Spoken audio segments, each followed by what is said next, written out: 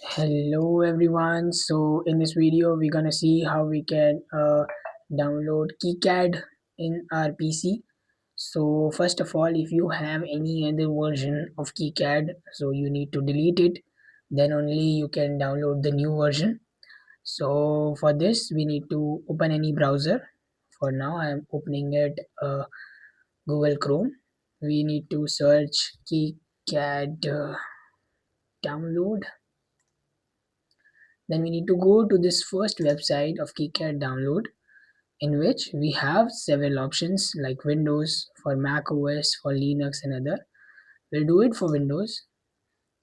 Then you need to scroll down, and in this link you will get all the versions of KiCad available.